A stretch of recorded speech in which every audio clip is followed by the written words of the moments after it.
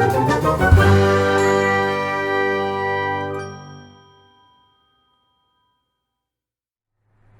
name is Andrew Cheddie Sookrah. I'm a Canadian who was born somewhere else. I was born in Guyana in South America, and I left there to come to Canada in 1974. What inspires me? Everything. Everything. I heard an interview given by Buffy Sainte-Marie, one of my heroines, and she was asked what are special places for her, and she said, everywhere I am is a special place. So everything inspires me. I could be in a supermarket, I could be in the subway, and I'm constantly looking at lines and people. I'm interviewing that spot. It's inspiring me, and I'm getting information from it, and I'm sharing my history with it. The pandemic, that unforeseen thing that changed the course of history for all of us. Who plans for something like that? No one. Fortunately, I was able to adapt very quickly. I teach a lot, and I work in different locations. I travel a lot to paint. All of that was put on hold. So I was forced to work in the eggshell of my little studio at home. And I was able to focus more so than ever before because there were less distractions, less places to have to plan to work to go to. I was better at managing my time now, even though time had expanded. It was all there in front of me. Everything was unpredictable. So I put that time to very good use. I became a better artist for it. What colors am I drawn to? You know, usually I'm asked that question in the presence of all of my colors, and I'm loath to pick one or two of them out because the rest of them are listening, damn it. Nowadays though, well, now they're not here. They're downstairs or they're back in my studio. I love them all of them. I party with all of them. They party with each other when I'm not around. And you should see the mayhem they leave around in the studio when I come back to visit them. I am drawn to bright colors, even though I live in much darkness. I paint in the dark. I paint darkness. I paint light in the dark. There was a series of paintings I did from the Arctic that was called Darkness Full of Light, because without light there is nothing. Who can see form without light? Everything, color, form, everything.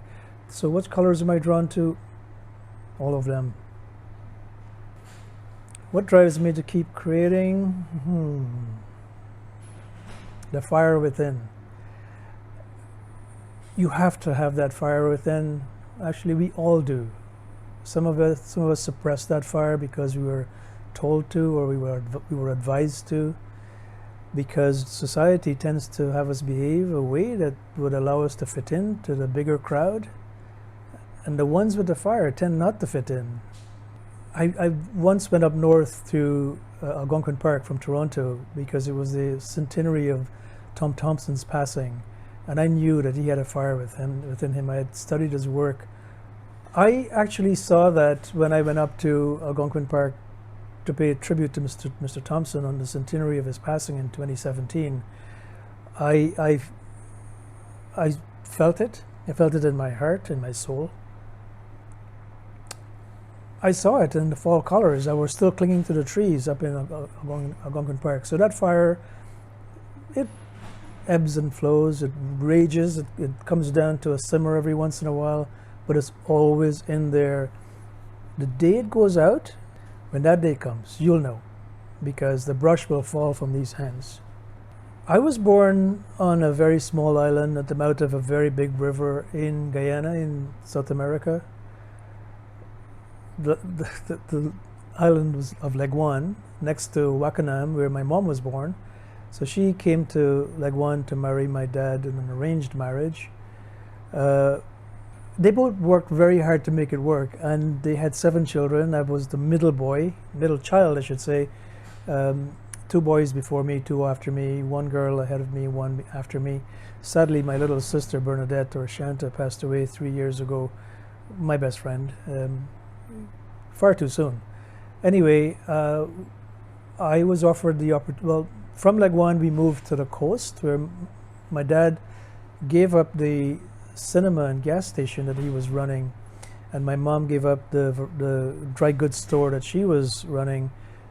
We moved to a rice plantation where my dad was planting rice and hulling the paddy to sell to countries abroad. Sadly, the price per bag of paddy plummeted from several hundred down to the 20s, and he lost pretty much everything. And we came to Canada. Actually, prior to leaving Guyana, I had been going to Queen's College, one of the best schools, I think, in the world. We've had Rhodes Scholars, scientists who have made an impression and changed the course of life for many people around the world. So sadly, I was asked to leave because I didn't have the required subjects to go into the sixth form. And my friend Christopher Aird, the last day I'm leaving Queen's College, I'm about to jump on my bike, and Christopher said, "I'll see you back in September." So, Chris, I'm not coming back. I just told that my time here is done. So Christopher said, "Why don't you go to Ace Advertising? Ask for Mr. Harrison." So I rode my bike over there, and to the credit of the receptionist, when I said I'm here to see Mr. Harrison without an appointment, she went and told him, and to his further credit said, "Send him in." I'm sitting there, this narrow shoulders of mine are slumped, not even sure why I'm there. I said, "I'm looking for a job, sir." And he said, "Can you draw?" Well, my spine straightens right up. And he said, "Well, bring me back some drawings."